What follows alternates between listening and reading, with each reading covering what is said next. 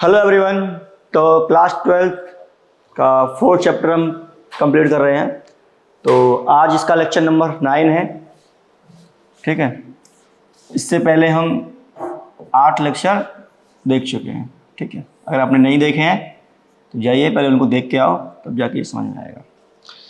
तो आज का एक टॉपिक है कि अगर मेरे पास कोई करंट कैरिंग लूप है, राइट, तो उससे एक मैग्नेटिक मूवमेंट डेवलप होता है या फिर एक मैग्नेटिक मूवमेंट की तरह वो बिहेव करता है। ठीक है, तो वो हम देखने वाले हैं आज। फिर उसके बाद पढ़ेंगे हम कि उस लूप पर एक टॉर्क लगेगा जब उसे हम किसी मैग्नेटिक फील्ड में रखने वाले हैं, राइट। तो क्या है, तो उससे पहले एक छोटा सा पॉइंट आप नोट कीजिए।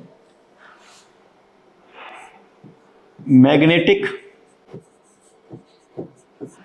Movement, magnetic dipole movement,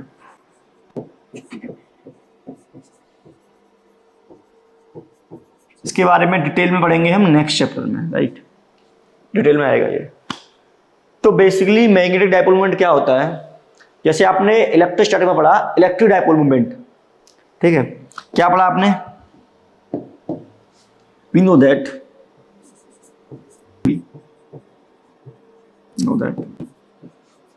in electrostatic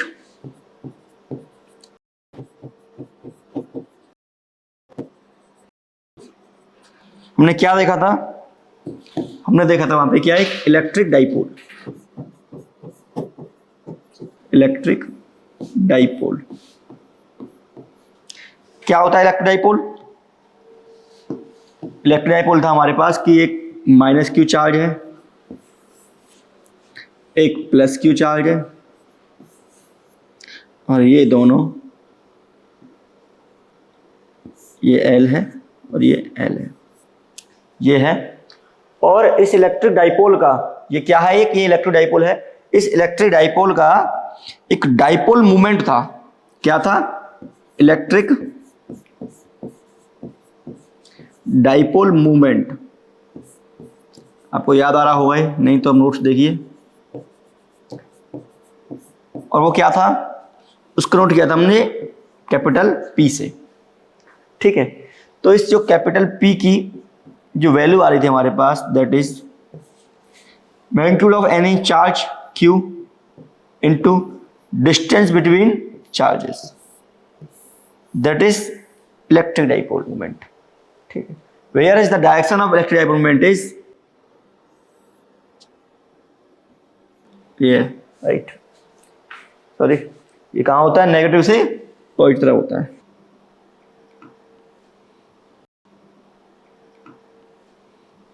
direction कहाँ होती है इसकी? नेगेटिव से पॉजिटिव की तरफ। ये हम देखा था, हमने कहा इलेक्ट्रिक डाइपोल। ऐसे ही सिमिलर कुछ हमारे पास क्या होता है, मैग्नेटिक। ठीक है, मैग्नेटिक डाइपोल मूवमेंट होता है। तो सबसे पहले देखेंगे कि मैग्नेटिक डाइपोल क्या होता है। तो मैग्नेटिक डाइपोल के लिए आपने क्लास 10 में पढ़ा होगा बार मैग्नेट, मैग्नेटिक डाइपोल। ठीक है, आपने बार मैग्नेट पढ़ा है। तो क्या होता है बार मैग्नेट, थोड़ा देखिए। तुम्हारे पास ये होता है एक बार मैग्नेट। ठीक है, ये N, ये S, ये होता है ना बार मैग्नेट। 10th में देखा होगा आपने। तो अगर मैं इस N पोल को, ये N पोल है नॉर्थ पोल, ये साउथ पोल, इनकी स्ट्रेंथ बताऊं कि अगर सपोज मैंने इसकी स्ट्रेंथ है स्मॉल m, इसकी स्ट्रेंथ है स्मॉल l, और ये भी सेम ऐसे ही L और L पर अपार्ट है। अब m क्या है यहाँ पे, तो where m is the magnetic strength और पोल स्ट्रेंथ। आप उस पर पोची बोल सकते हो। जैसे ये पोल है ना, साउथ पोल, नॉर्थ पोल, तो इनकी स्ट्रेंथ है ये। अब स्ट्रेंथ से क्या समझते हैं आप? जैसे भाई चार्ज है, चार्ज की वैल्यू अगर ज़्यादा होगी, 10 कूलाम, 20 कूलाम, 30 कूलाम, तो उतना अच्छा होगा। ऐसे ही इस m की वैल्यू ज़्यादा होगी तो उतना ये बार मैग्नेट क्या होगा, अच्छा होगा। ठीक है, तो अगर मैं इसका डाइपोल मूवमेंट लिखूं इसका अगर मैं डाइपोल मोमेंट लिखूं तो इसका जो डाइपोल मोमेंट है बेटा वो किससे डिनोट किया जाता है? मैग्नेटिक डाइपोल मोमेंट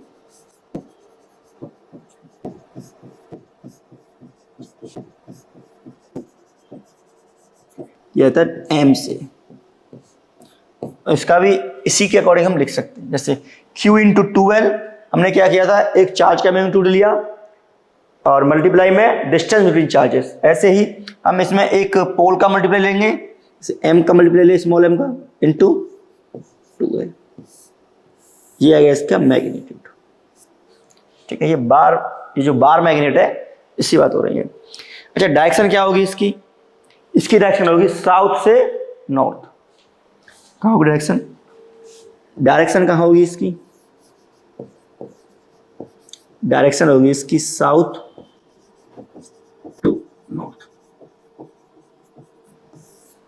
ठीक है भाई, जैसे अब देख सकते हो आप कि इलेक्ट्रिक फील्ड इलेक्ट्रोस्टैटिक में जो माइनस क्यू होता है, मैग्नेटोस्टैटिक में वो साउथ पोल का काम करता है। ठीक है, साउथ से नॉर्थ, माइनस क्यू से प्लस क्यू। ठीक है, तो ये था तुम्हारा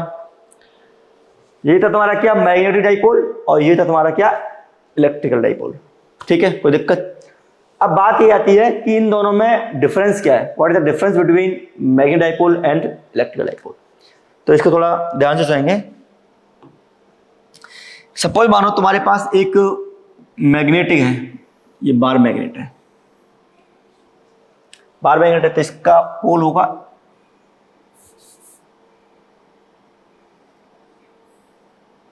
ये नॉर्थ पोल, ये साउथ पोल। ठीक है, थोड़ा डिटेल में आगे भी देखेंगे इसकी हम कि क्या क्या है। और ये है तुम्हारा electrical dipole, minus Q plus Q. ठीक है, तुमसे बोला जाए कि इस डाइपोल को अगर यहां से कट कर दिया जाए सपोज मानो, तो क्या सिंगल चार्ज वैलिड है? सिंगल चार्ज इज वैलिड, जिसको बोलते हैं मोनो। जब मोनो चार्ज वैलिड होता है, क्या हमें चार्ज ऐसे मिल सकता है? Q -3Q 2Q मिलता है ना, मिलता है ना। ऐसा थोड़ी है कि चार्ज हमेशा पेयर में मिले, -Q है तो +Q होगा ही होगा, अंडरस्टैंड नहीं है। हमें सिंगल चार्ज ही मिल सकता है, मीन्स मोनो चार्ज यहाँ पर एग्जिस्ट करता है। यहाँ पे क्या होता है बेटा तुम्हारा, mono charge, mono means single, do exist, do.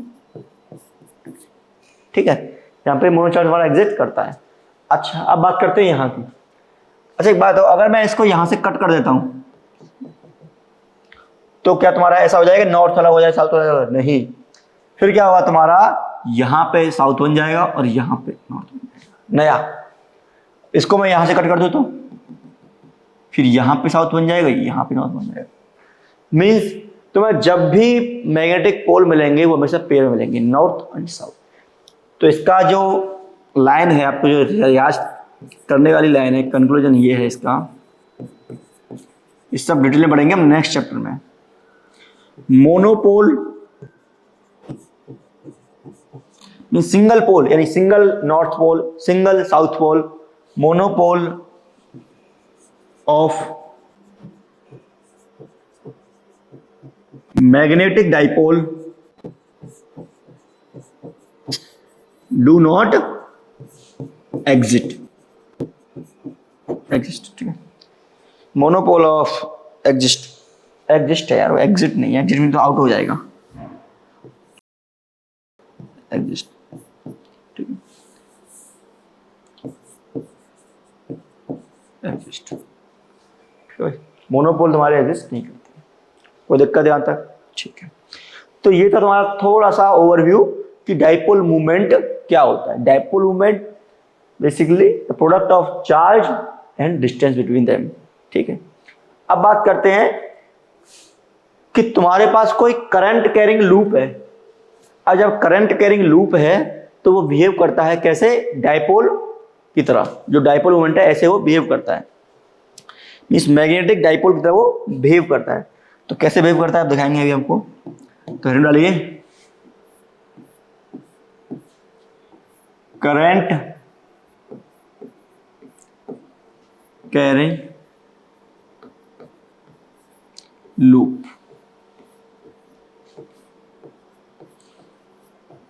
Behave as magnetic dipole. ठीक है, ये सीन है। तो देखिए क्या होता है इसमें। सपोज मानो तुम्हारे पास क्या है, एक ये लूप है, दैट्स अ कोई भी लूप हो सकता है। ठीक है, ये लूप है और इसमें एक करंट जा रहा है। तो किस तरह करंट जा रहा है इसमें, मान लेते हैं इस तरह इसमें एक करंट गया। ये लूप ऐसे पड़ा है ओरिएंटली, ठीक है, ऐसे कोई लूप पड़ा है ऐसे, और इस तरह इसमें करंट जा रहा है। अच्छा, अगर ये करंट जा रहा है इसमें, तो इसकी जो मैग्नेटिक फील्ड लाइन है वो कैसे जाएंगे बताओ। देखो ऐसे लूप है, इस पॉइंट पे देखो, यहां से क्या है मैग्नेटिक फील्ड लाइन इनसाइड, वहां से इनसाइड मींस ऐसे जाएंगे अंदर की तरफ। देखो इस पॉइंट पे रखो, थंब कहाँ रखोगे, डायरेक्शन ऑफ करंट, तो मैग्नेटिक फील्ड लाइन इसको कर्ल करोगे, कहाँ जाएंगी, इनसाइड। यहां देखो कहाँ जाएंगी, इनसाइड। तो मैग्नेटिक फील्ड लाइन है जो इसकी, that is come to this side, this side, this side, this side। आप देख सकते हो रिएक्शन लगे ना, ये एक करंट कैरिंग लूप है जिसकी वजह से मैग्नेटिक फील्ड लाइन ऐसे जा रही है। कोई दिक्कत किसी को भाई नहीं चाहिए। ठीक है, इसका करंट कहाँ था, करंट तो खो गया इसका। करंट ऐसे फ्लो कर रहा है, ऐसे फ्लो कर रहा है, ऐसे फ्लो कर रहा है और ऐसे फ्लो। ठीक है, ये था। अब एक बात बताओ कि अगर मैं ऐसे, अपने क्लास 10 में पढ़ा होगा, एक और चीज था, एक और कुछ प्रॉपर्टी है बार मैग्नेट की। ये मेरी बार मैग्नेट है, ये क्या है तुम्हारा साउथ पोल, ये तुम्हारा नॉर्थ पोल, ये बार मैग्नेट है। तो ये आप 10th में पढ़ के आए हो कि जो बार मैग्नेट है उसके अंदर, बार मैग्नेट के अंदर फील्ड कहां से कहां जाता है, साउथ से नॉर्थ। फील्ड कहां से कहां जाता है, साउथ से नॉर्थ, साउथ से नॉर्थ, साउथ से नॉर्थ। और बाहर कहां जाता है, नॉर्थ से साउथ, नॉर्थ से साउथ। ठीक है, बाहर की तरफ। ये समस्या आ गया, ये मतलब समस्या नहीं, ये एक कंक्लूजन है इसका। ये प्रॉपर्टी होती है बार मैग्नेट की या फिर मैग्नेट फील्ड की, कि बार मैग्नेट के अंदर जो मैग्नेट फील्ड ट्रेवल करता है वो साउथ से नॉर्थ और बाहर नॉर्थ से साउथ करता है। ये हम क्लास 10 में पढ़ चुके हैं और इसको डिटेल में करेंगे नेक्स्ट चैप्टर में। अच्छा, अब इस सर्कुलर लूप है जो भी तुम्हारा क्लोज लूप है, करंट कैरिंग लूप है, इसके अंदर देखिए, बाहर नहीं सिर्फ अंदर। तो अंदर आपको क्या लग रहा है कि जो मैग्नेटिक फील्ड लाइन है, ठीक है, जो कहाँ है, यहां से यहां ट्रेवल कर रही है। भाई इस अंदर देखिए तो क्या लग रहा है तुम्हें, यहां से यहां मैग्नेटिक फील्ड लाइन ट्रेवल कर रही है। तो इसका मतलब क्या है, यहां पे क्या होगा तुम्हारा साउथ पोल होगा और यहां पे क्या होगा तुम्हारा नॉर्थ पोल होगा। ठीक है, जब ये साउथ पोल बनेगा ऊपर, साउथ पोल, और नीचे तुम्हारा क्या बनेगा, नीचे बनेगा तुम्हारा नॉर्थ पोल, NORTH। समझ में आया पोल कैसे बने, क्योंकि हमें पता है कि किसी भी मैग्नेटिक जो बार मैग्नेट है उसके जो अंदर मैग्नेटिक फील्ड ट्रेवल करता है वो करता है साउथ से नॉर्थ। अब इसके अंदर देखिए, बाहर नहीं, देखो बाहर तो ऐसे जाके ऐसे हो जाएगा, ये ऐसे जाके ऐसे हो जाएगा, ऐसे जाके ऐसे हो जाएगा। ठीक है, लेकिन अंदर देखिए इस सर्कुलर के जो क्लोज लूप है इसके अंदर क्या है, यहां से यहां मैग्नेटिक फील्ड ट्रेवल कर रहा है, डायरेक्शन नीचे है। इसका मतलब यहां तुम्हारा साउथ होगा और यहां तुम्हारा नॉर्थ होगा। अब जो तुम्हारा ये सर्कुलर लूप लिया है मैंने, जो भी लूप है, इसके अगर मैं ऊपर देखूं तो क्या है, साउथ है, नीचे देखूं तो क्या है, नॉर्थ है। जब साउथ और नॉर्थ पोल मिल गए तो ये क्या बन जाएंगे, डाइपोल बन जाएंगे। ठीक है, क्या बन जाएंगे, डाइपोल। तो क्या कर रहा है, ये behave as a dipole, magnetic dipole, right. अच्छा, इसका देखिए एक ट्रिक है कि साउथ पोल कहां बनता है, जब भी तुम्हें करंट कैसे दिखे, क्लॉकवाइज करंट दिखे, राइट, क्लॉकवाइज।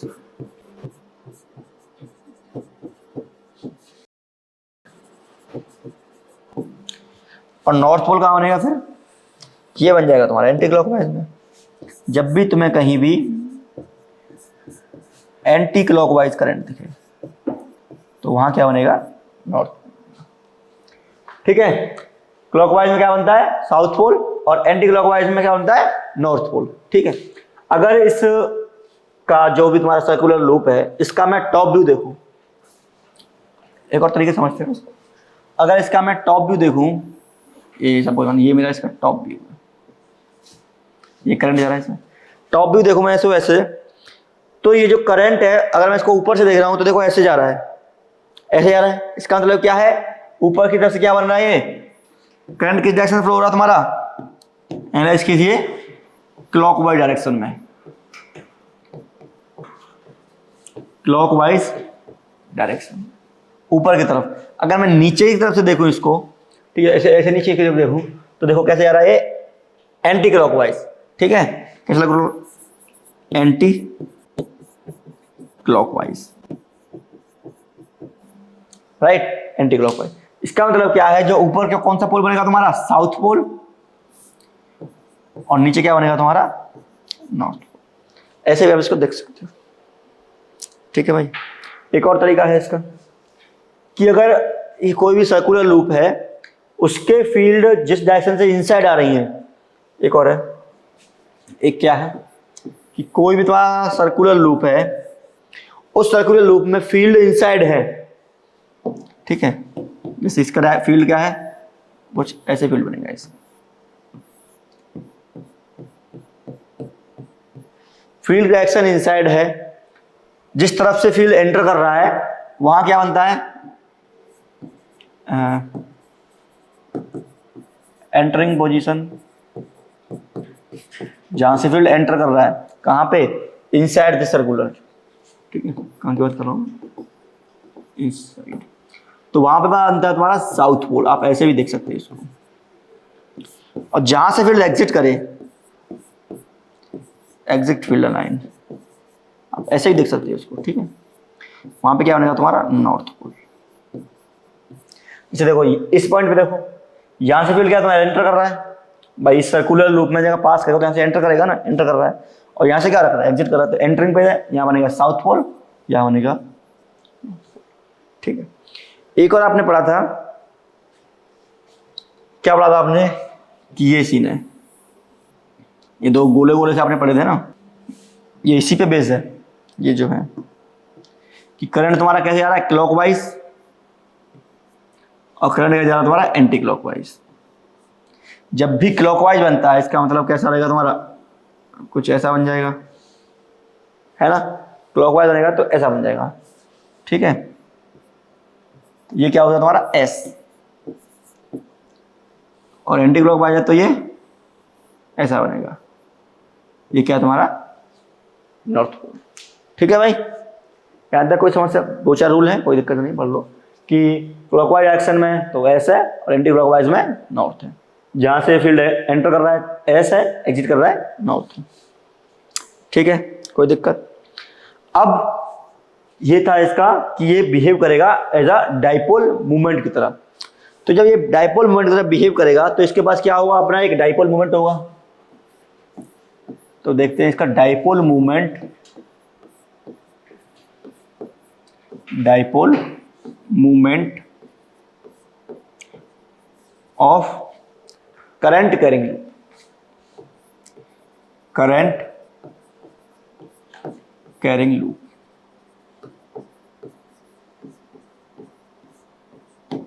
ठीक है, ये तुम्हारा क्या है, लूप है, और इसमें आई करंट इसमें फ्लो हो रहा है, समझ मानो। ठीक है भाई, आई करंट फ्लो हो रहा है, और हमें पता है कि इस लूप पर जो साउथ पोल है कहाँ बनेगा, यहाँ बनेगा, और नॉर्थ पोल है कहाँ बनेगा, यहाँ बनेगा। यहाँ भी देख चुके हैं, ठीक है, देख चुके ना। तो इसका एक डाइपोल मूवमेंट डिफाइन किया गया, दैट इज एम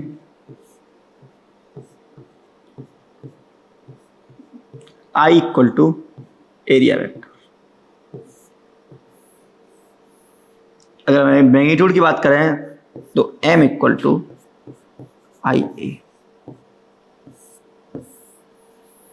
ठीक है, जो हमको एरिया वेक्टर लेना है वो लेना है तुम्हारा डायरेक्शन ऑफ एन। अच्छा, इसका डायरेक्शन क्या होगा? इसका डायरेक्शन होगा बेटा, क्योंकि एस से एन होता है एम का डायरेक्शन, ठीक है।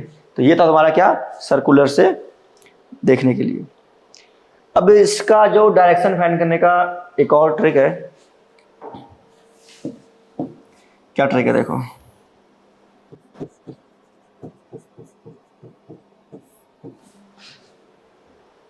डायरेक्शन ये है कि curl the fingers in the direction of current. जो तुम्हारी फिंगर है उनको करंट की डायरेक्शन में क्या कीजिए, कर्ल कीजिए, और जो तुम्हारा थंब है वो तुम्हारा क्या देगा, direction of magnitude. Means curl the fingers, curl the fingers of right hand in the direction of current, then thumb gives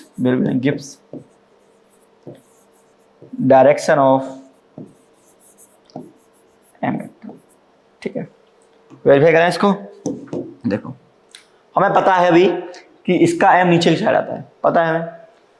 तो अगर मैं इसको उस वाले ट्रिक से देखें तो क्या करना है हमको, हमारी जो फिंगर्स हैं राइट हैंड साइड की जो फिंगर्स हैं उनको कर्ल करना है किस डायरेक्शन में, डायरेक्शन ऑफ करंट, ठीक है। तो मैग्नेटिक फील्ड के डायरेक्शन में इसको रखो, पुट करो इसको।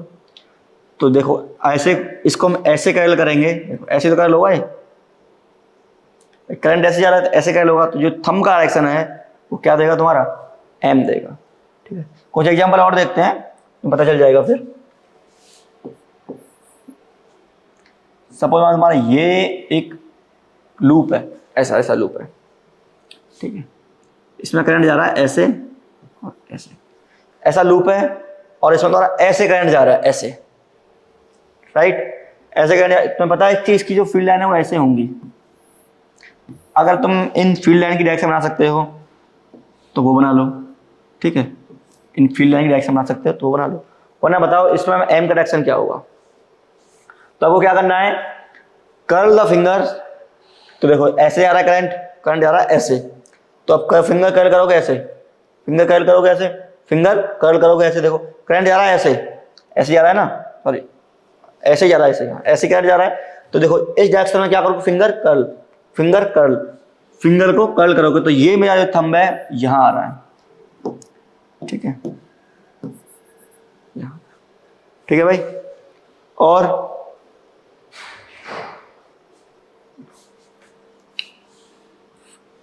कर्ल द फिंगर, हाँ पीछे की तरफ जा रहा है, ठीक है। और आप ये भी देख सकते हो कि इसका साउथ पोल कहाँ बन रहा है और नॉर्थ पोल कहाँ बन रहा है। तो एक क्वेश्चन देखते हैं फिर छोटा सा, कैसे कैसे प्रॉब्लम बनते हैं इस पे।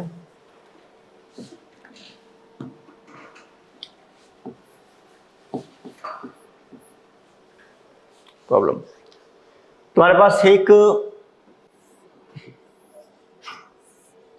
ये है scene, X Y Z 3D plane है, और इस 3D प्लेन में एक 2D सर्कुलर ये रखा है, सर्कुलर है, और जिसका रेडियस तुम्हारा 2 मीटर है, और इसमें करंट 3 एम्पियर फ्लो कर रहा है,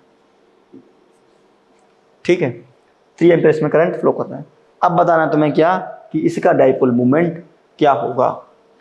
तो देखिए सॉल्यूशन इसका, और उस डाइपोल मोमेंट की डायरेक्शन क्या होगी।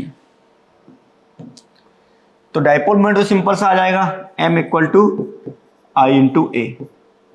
आई कितना है, आई, एरिया क्या हो गया इसका पाई आर उसके, क्योंकि सर्कुलर लूप है।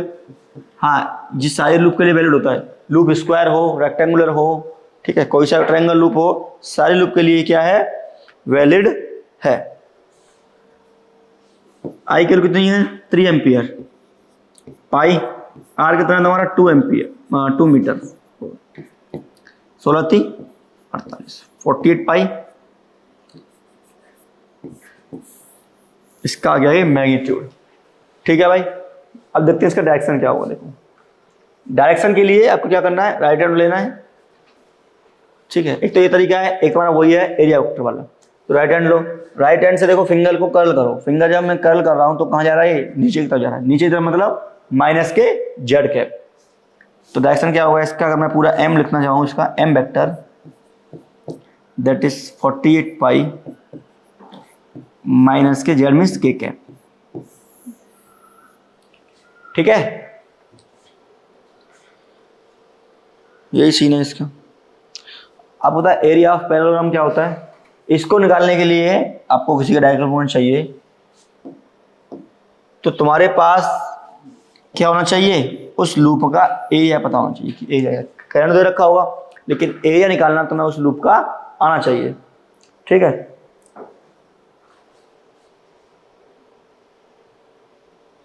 तो एक क्वेश्चन एक और है, ये लास्ट ईयर जेई का प्रॉब्लम है।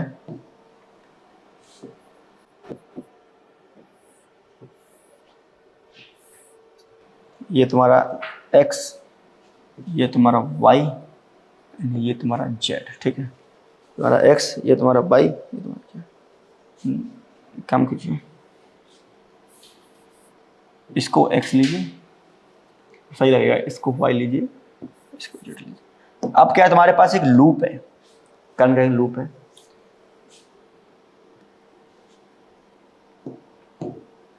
बस क्या है, एक लूप है जो कि 60 डिग्री बना रहा है एंगल यहां से। इसकी साइड कितने है, ए साइड है, ठीक, ए साइड है, 60 डिग्री एंगल बना रहा है, कोई दिक्कत नहीं। अब ये क्या है, तुम्हारा एक पैरेललोग्राम है। क्या है, पैरेललोग्राम।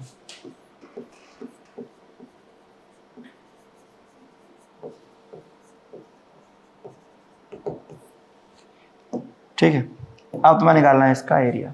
इसका एरिया क्या होगा, तो अगर ये मेरी ए साइड है, ये बी है, सी है, डी है, तो इसमें जो करंट है वो आ रहा है ऐसे आई।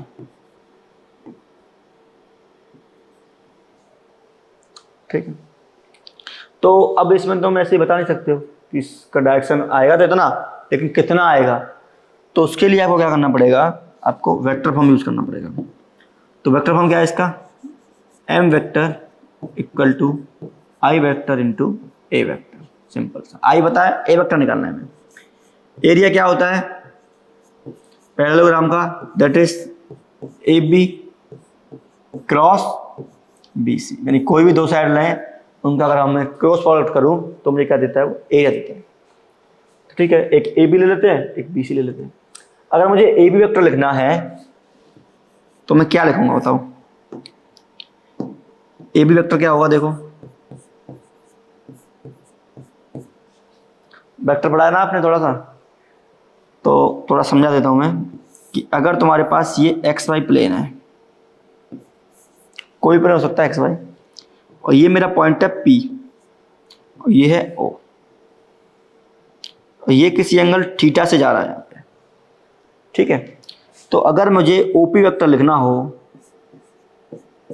राइट, और इसका लेंथ आर है, तो क्या आता है, ये R cos theta I cap plus R sine theta J cap. कैसे आया देखो, ये आर है, तो एक बात बताओ मुझे, बेसिकली मुझे इस पी के कोऑर्डिनेट लिखने हैं, क्योंकि वेक्टर क्या होता है, एक्स आई कैप प्लस वाई जे कैप। तो मुझे एक्स का वैल्यू चाहिए और वाई का वैल्यू चाहिए। ठीक है, तो एक्स का वैल्यू क्या होता है बेटा, अगर ये कोऑर्डिनेट है तो this one is your X and this one is your Y. नहीं सॉरी, ये तुम्हारी होती है वाई, ये लेंथ होती है जो, और ये होती है तुम्हारी एक्स। अगर मुझे इस ट्रायंगल से मैं एक्स निकालूं तो मुझे क्या मिलेगा, R cos theta, R cos theta. I cap क्यों, क्योंकि एक्स में आई होता है, वाई का यूनिट वेक्टर जे होता है, अगर जेड होता तो का के होता। ठीक है, अगर वाई निकालूं तो वो मिलेगा मुझे आर साइन थीटा। ये आप इसको सीख लीजिए जो भी होता है। अब यहाँ देखिए, तुम्हें चाहिए ए बी वेक्टर, तो ए बी वेक्टर 60 डिग्री में रहा है किससे, जेड कैप से, ठीक है। तो ये कहाँ आएगा, आर कॉस 60, कहाँ डायरेक्शन है, के कैप, तो आर क्या है तुम्हारा ए, तो क्या मैं इसको ऐसे लिखता हूँ कॉस 60 के कैप प्लस ए साइन 60, दूसरा क्या है तुम्हारा एक्स कैप यानी कि आई कैप। तो कितना आ गया ये ए बी वेक्टर तुम्हारा, ए बी वेक्टर आया ए कॉस थीटा यानी कि 1/2 ए के कैप प्लस √3/2 ए आई कैप। ये सीन आ गया इसका, ए बी वेक्टर आ गया। बी सी वेक्टर क्या है तुम्हारा, बेसिकली में क्या चाहिए, हमें चाहिए आई इंटू एरिया। आई पता है हमें कि आई का वैल्यू कुछ तो होगा, एरिया वेक्टर निकालना है हमें। तो एरिया क्या होता है किसी पैरेललोग्राम का, A B cross B C, where A B and B C are the adjacent side के वेक्टर्स होते हैं। तो ए बी मैंने उठा लिया, वो निकाल लिया। अब बी सी, अब बी सी क्या है तुम्हारा, देखो तुम्हारा बी सी तो सीधा सीधा कहाँ पे है, वाई कैप में है भाई। बी सी तुम्हारा कहाँ पे है, सीधा सीधा वाई कैप में है। तो इसको मैं क्या लिख सकता हूँ, बी सी का ए और तुम्हारा जे कैप लिख सकता हूं, बिल्कुल लिख सकते हो। अब मुझे क्या चाहिए, इन दोनों का क्रॉस प्रोडक्ट। तो क्रॉस प्रोडक्ट करना तुम्हें आता ही है, क्या होता है देख लो, आई क्रॉस जे होगा के, जे क्रॉस आई, जे क्रॉस के क्या देगा तुम्हें आई, और के क्रॉस आई क्या देगा तुम्हें जे।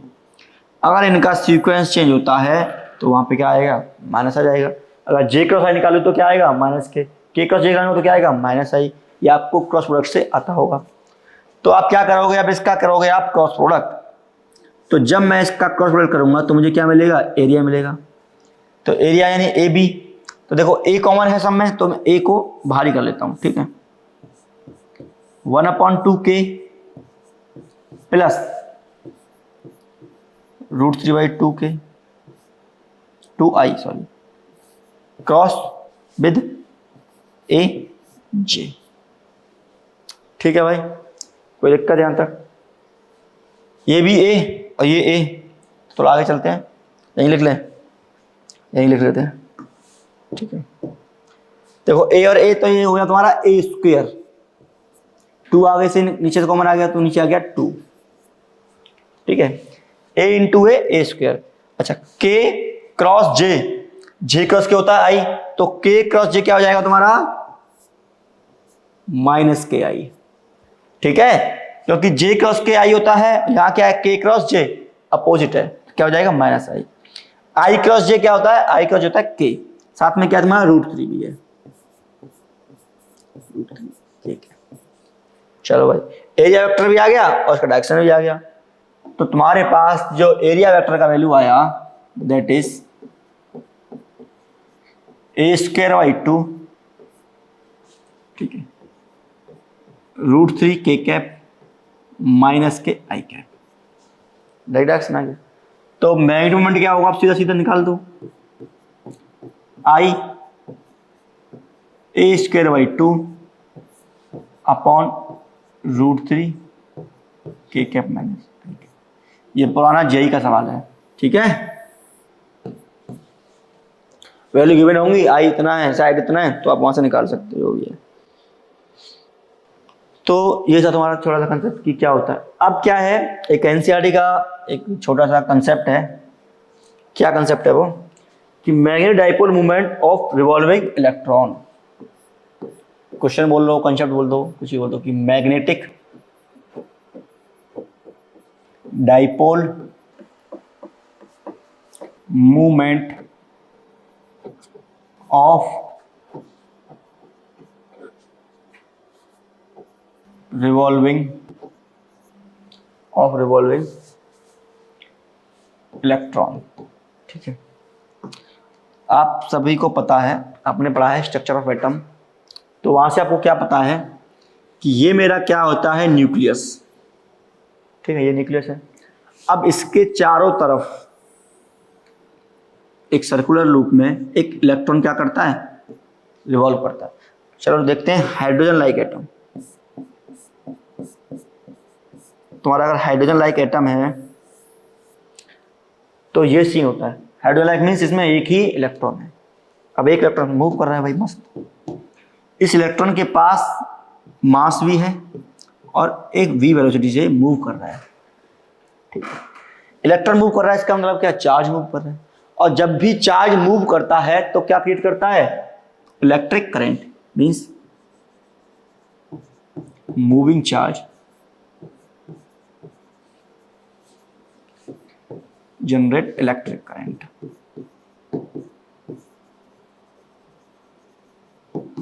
ठीक है भाई। अब ये चार्ज मूव कर रहा है, मीन्स मोशन ऑफ चार्ज हो गया तो इलेक्ट्रिक करंट आ गया।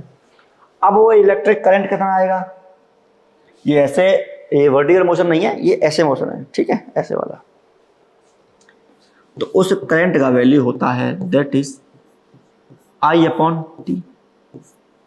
यही होता है I अपॉन टी। इससे T का मतलब है कि बेसिकली इस करंट का डेफिनेशन क्या होता है, आपने सेकंड चैप्टर में पढ़ा होगा कि चार्ज फ्लो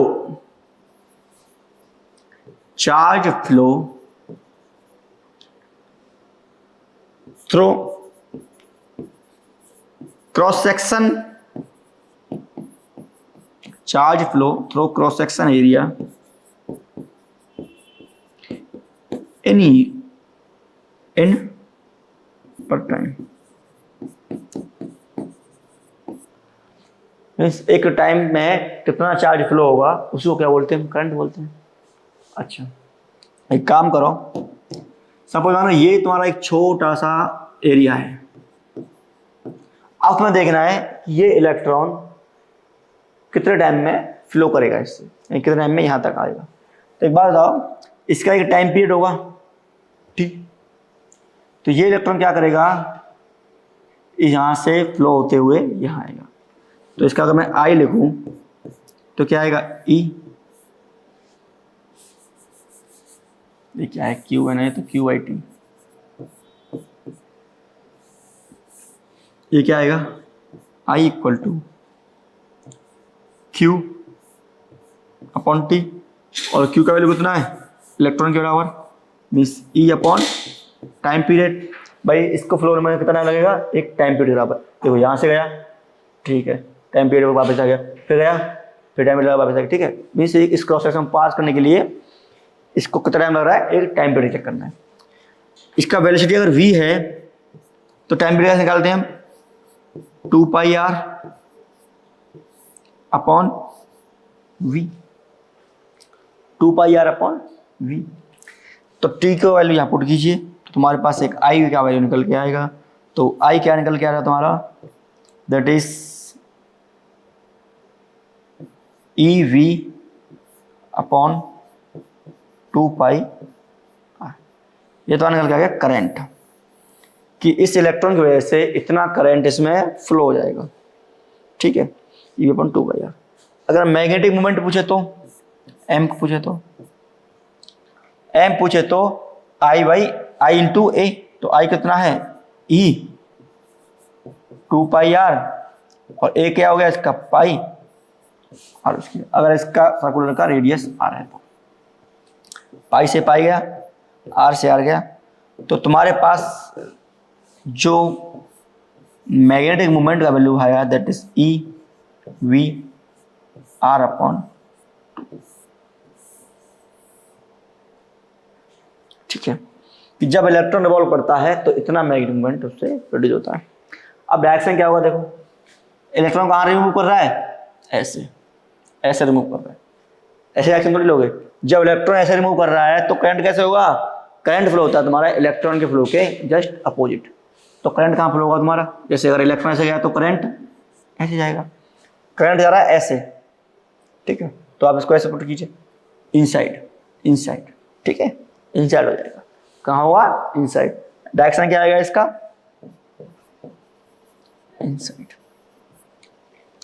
ठीक है भाई। कोई दिक्कत इसमें, कोई दिक्कत नहीं। चलो नेक्स्ट पढ़ते हैं। अच्छा, अगर इसी का मैं आपको पूछूं क्लासिकल मैकेनिक्स में, इन क्लासिकल मैकेनिक्स या फिर इन मैकेनिक्स, देखिए आप ये तो इलेक्ट्रोडायनामिक्स हो गया। मैकेनिक्स में क्या था, हमारे पास एक टर्म आता था एंगुलर मोमेंटम, याद आ रहा है कुछ 11th class, angular momentum, angular momentum, moment बोले मोमेंटम, जिसको हमने एल से नोट किया था, वो क्या था तुम्हारा, that is R cross P, ये सीन था।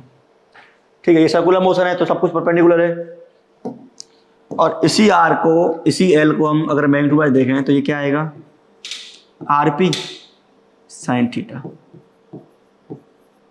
और पी क्या था तुम्हारा, एम वी, तो एम वी साइन थीटा। ठीक है, अब एम और आर में एंगल कितना है, 90 डिग्री का है, क्योंकि सर्कुलर मोशन ऐसा ही होता है। देखो ये है, ये तुम्हारा वी हो गया, ये तुम्हारा क्या है, आर है, तो देखो 90 डिग्री एंगल है, यहाँ से देखो या यहाँ से देखो, जो भी है देखना चाहते हो। तो तुम्हारा जो एल वेक्टर आता है, जो एल का मैग्नीट्यूड आता है, वो होता है एम वी आर, या एम वी आर बोलता हूँ मैं इसको, अगर इसका आर रेडियस है कैपिटल आर तो। ठीक है, ये है। अगर तुमसे बोला जाए और डायरेक्शन कहाँ आएगा इसका, इसका डायरेक्शन आता है तुम्हारा क्या, आर क्रॉस पी, यानी R cross V, R cross V, तुम्हारा आर ये गया, वेक्टर बनाओगे ना, आर ये गया, तो आर क्रॉस वी यानी कि आउटवर्ड, डायरेक्शन तुम्हारा आता है इसका आउटवर्ड। और मैग्नेटिक मोमेंट कितना आया था, इनवर्ड, यानी कि दोनों क्या होते हैं आपस में, ये अपोजिट होते हैं। पॉइंट लिख लीजिए कि angular momentum and magnetic moment are opposite in direction. ठीक है, अच्छा अगर मैं आपसे बोले कि m का मैग्नीट्यूड लेके और l का मैग्नीट्यूड लेके दोनों का रेशियो लीजिए, तो क्या आएगा, देखो वो क्या था, EV/R/2, और ये क्या तुम्हारा MV/R, R से R गया, V से V गया, तो इनका जो रेशियो होता है काफी इंपॉर्टेंट है ये रिवॉल्विंग इलेक्ट्रॉन के लिए, E/2 है। ठीक है, अगर वेक्टर में देखें तो ये नेगेटिव आएगा, क्योंकि दोनों आपस में क्या है, अपोजिट है। और इसी को एक टर्म नाम दिया जाता है, क्या देते हैं इसको, शायद जायरोमेट्रिक रेशियो, है ना, जायरोमेट्रिक रेशियो, तो वो तुम्हारे लिए यूज नहीं है, इतना ही काफ़ी है। ठीक है, ये सीन है तुम्हारे पास, M/L = E/2 है। अब ये था, अभी हम किसकी बात कर रहे हैं, हम बात कर रहे हैं magnetic dipole moment of revolving electron, जो इलेक्ट्रॉन था मूव कर रहा है किसी न्यूक्लियस के अराउंड, तो उसका क्या मैग्नेटिक डाइपोल मोमेंट आता है वो देखा। ठीक है, फिर उसमें मैकेनिक्स देखी कि अगर एंगुलर मोमेंट इतना आता है, जब एंगुलर मोमेंट इतना आता है तो उसको हमने रेशियो लिया, तो रेशियो क्या है, E/2m। अच्छा, अब आपने पढ़ा होगा केमिस्ट्री में स्ट्रक्चर ऑफ एटम। ठीक है, स्ट्रक्चर ऑफ एटम पढ़ा होगा, तो एटम के पास क्या था, स्ट्रक्चर ऑफ एटम में आपने देखा, स्ट्रक्चर ऑफ एटम में आपने देखा होगा, या फिर एटॉमिक फिजिक्स आप जब 12th में पढ़ोगे तो आपने पढ़ा था बोहर्स मॉडल। ठीक है, तो बोहर्स मॉडल का एक पॉस्टुलेट है, क्या है, पॉस्टुलेट, पॉस्टुलेट नहीं, पॉस्टुलेट है। क्या पॉस्टुलेट है, पॉस्टुलेट ये है कि the orbital angular momentum of electron is integral multiple of h/2π। लिखता हूं इसको मैं, द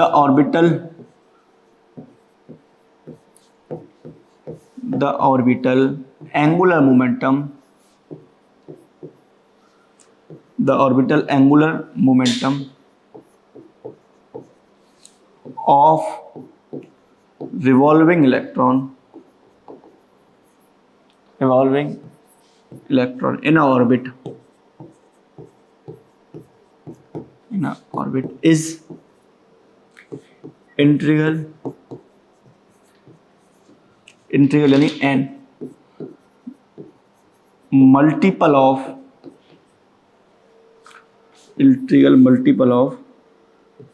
h/2π। तो इसको देखें तो क्या हुआ है, इसके अकॉर्डिंग होता है तुम्हारा L = NH/2π। ये तुम्हारा बोर का क्या है, पोस्टुलेट। ठीक है, where n is integer 1 2 3 4 dot dot dot. ठीक है, ये सीन आएगा। अब ये हो गया, एल की वैल्यू हो गया। अभी हमने देखा कि जो हमारे पास MYL का रेशियो आ रहा है दैट इज E/2m। काफ़ी कंसेप्ट इसमें मिक्स है तो इसको मिक्स ना कीजिएगा। हमने देखा कि जो कैपिटल M है और कैपिटल L है उसका मेरा रेशियो आ रहा है E/2m।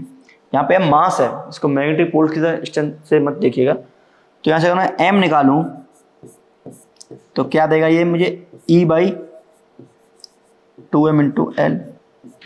इस L का वैल्यू मुझे ये पुट करना है NH/2π। तो यहाँ से मिल के आएगा मुझे क्या, NEH/4πm। ठीक है, वेयर n क्या है तुम्हारा, एक कोई नंबर है, फर्स्ट ऑर्बिट के लिए 1 2 3 4 के सेल, ये सारे पढ़े होंगे आपने। ठीक है, E क्या है तुम्हारा, चार्ज ऑफ इलेक्ट्रॉन। H क्या है तुम्हारा, प्लैंक्स कांस्टेंट। 4πm क्या है तुम्हारा, मास ऑफ इलेक्ट्रॉन। अगर मैं इफ n इक्वल टू 1 के लिए देखें, इफ n इक्वल टू 1 तो इसमें मिनिमम वैल्यू आएगी। ठीक है, तो हमारे पास क्या क्या गिवन है देखो। E गिवन है 1.6 इंटू 10⁻⁻90 कूलम। H की वैल्यू होती है 6.626 10⁻34 जूल सेकेंड। ठीक है, और क्या M का वैल्यू होता है 9.1 इंटू 10⁻31 kg। ठीक है, वैल्यू चेक कर लीजिएगा। हाँ 6.62। अगर ये सारी वैल्यू मैं पुट करता हूँ इसमें, अगर n equal to 1 value put करूँ तो मेरे पास जो मैग्नेटिक मोमेंट आएगा that is equal to E/4πm। और ये जो वैल्यू आएगी ये कांस्टेंट वैल्यू आएगी, और इस कांस्टेंट वैल्यू को क्या बोलते हैं हम, बोहर मैग्नेट्रॉन। क्या बोलते हैं, बोहर मैग्नेट्रॉन। ठीक है, इसको क्या बोलते हैं, बोहर मैग्नेट्रॉन। इसी कांस्टेंट वैल्यू को means minimum value of angular momentum is known as Bohr magnetron. इसका वैल्यू आप निकाल सकते हो क्योंकि सब कुछ गिवन है, राइट। तो एक क्वेश्चन करते हैं। ठीक है, कंसेप्ट वाइज प्रॉब्लम है जो कि जेई में पूछा गया है। ठीक है, जेई का प्रॉब्लम है, राइट। बोर्ड में तो हार्डली ही आएगा, जेई में पूछता है।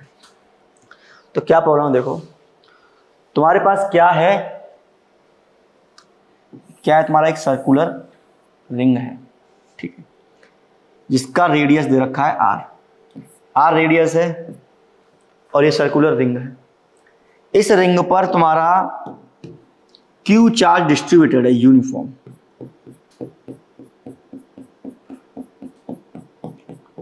अभी कभी कभी Q चार्ज दे देगा, कभी आपको चार्ज डेंसिटी दे देगा, लैम्डा दे देगा, तो वो आपको देखना पड़ेगा। ठीक है, और ये रिंग क्या कर रहा है तुम्हारा, ये रिंग एक पॉइंट के थ्रू क्या कर रहा है, रोटेट कर रहा है ओमेगा में। ठीक है, रिंग रोटेट कर रहा है।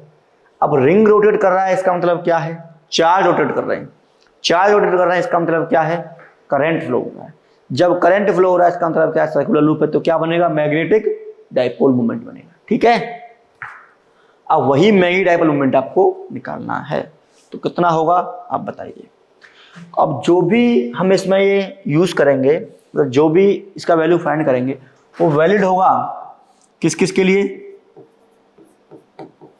जो इसका एक्सप्रेशन निकल के आएगा वो वैलिड होगा किसके लिए, रिंग के लिए तो है ही, फाइंड करना रिंग के लिए। वही एक्सप्रेशन तुम्हारा आएगा डिस्क के लिए, अगर चार्ज डिस्क है तो डिस्क होता है। वही आएगा तुम्हारा स्पेयर के लिए। ठीक है, ये तीनों के लिए एक ही चीज, आप इसको याद भी कर लेना। ठीक है, तो क्या आएगा देखो, एक और चीज बेटा, ये जो रिंग है ना तुम्हारी, वो क्या है, तुम्हारी नॉन कंडक्टर रिंग है।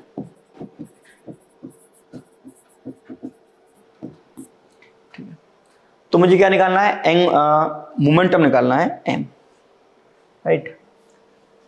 ठीक है, तो देखते हैं। तो I क्या होता है basically, I equal to Q/T, पता है हमें।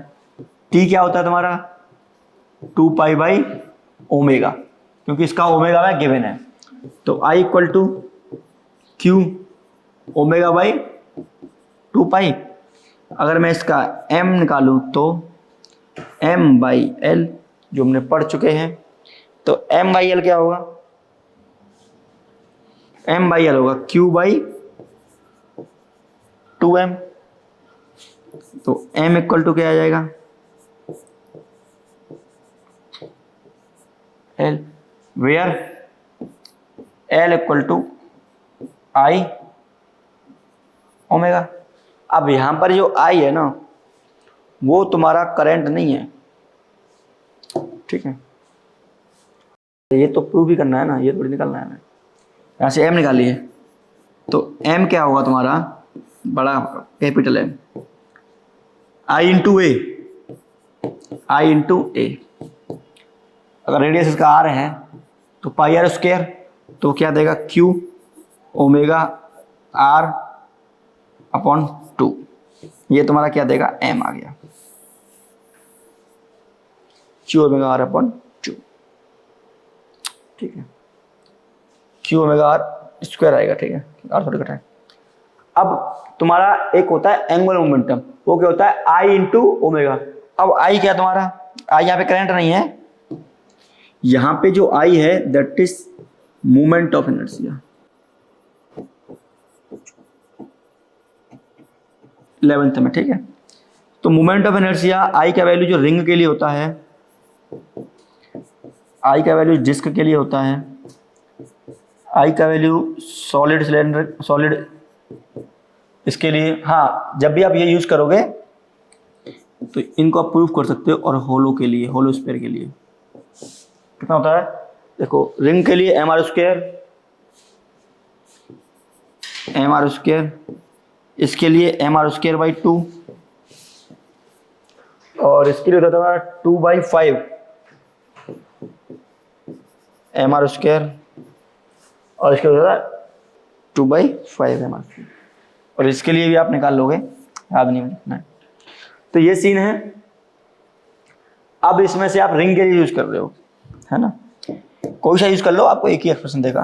रिंग के लिए आप यूज करोगे तो क्या देगा M R square into omega. तो एल का वैल्यू आएगा M R square into omega.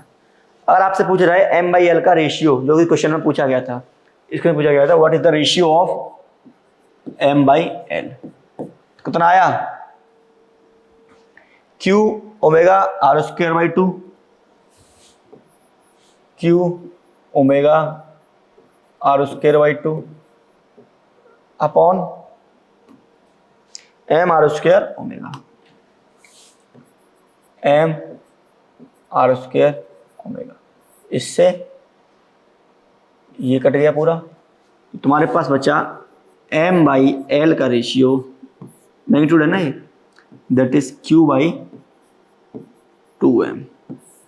ये आप याद रखोगे, यही रेशियो आता है तुम्हारा सेम स्पेयर के लिए, सेम डिस्क के लिए, यही रेशियो आएगा Q by 2m, Q by 2m, Q by 2m, Q by 2m। अगर तुम्हारे पास अगर कुछ एडवांस पूछे, वो चार्ज गिवन नहीं होता, तुम्हारे पास क्या देता कि एक सर्कुलर रिंग है, उसका डेंसिटी दे रखा है लैम्डा। अब बताओ तो क्या करोगे, आप चार्ज निकाल लोगे वहां से। तो लैम्डा इक्वल टू क्या हो गया क्यू बाई लेंथ। अब इसका लेंथ क्या आएगा बेटा 2 पाई आर, तो क्यू इंटू 2 पाई आर।